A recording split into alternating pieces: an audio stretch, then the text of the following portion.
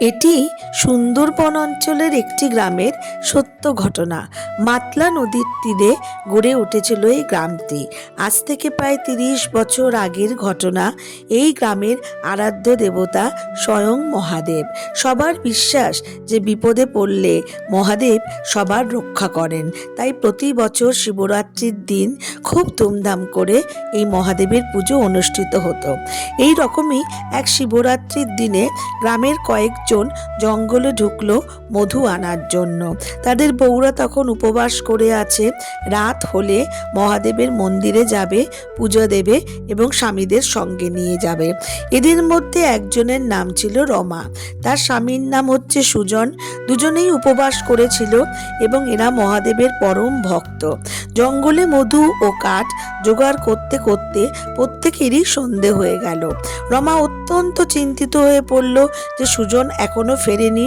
অন্যদিকে সুজন সমেত বাকিরা জঙ্গলের মধ্যে রাতের অন্ধকারে বাঘের গর্জন শুনতে পেল। তারা বুঝতে পারল যে খুব নিকটেই বাঘটি আছে। তারা অত্যন্ত ভয় পেয়ে গেল। রমা তখন নিজের মধ্যে থাকতে আর পারল না। সে বুঝলো সুজনের আসন্ন বিপদ।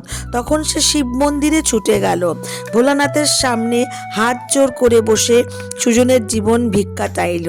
এদিকে সুজনরা সামনের দিকে তাকিয়ে দেখলো রয়্যাল বেঙ্গল টাইগার দাঁড়িয়ে আছে। তাদেরকে দেখে ভাগ ঝাঁপিয়ে পড়ল। তখন তাদের মধ্যে একজনকে আক্রমণ করলো।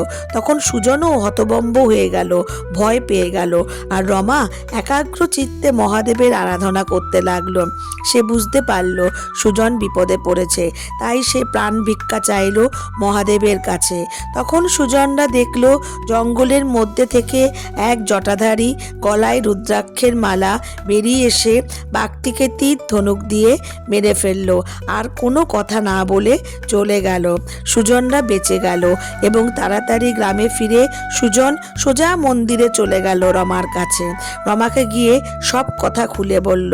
তখন সুজন স্বয়ং মহাদেবের মধ্যে সেই জটাধারীর রূপ দেখতে পেল।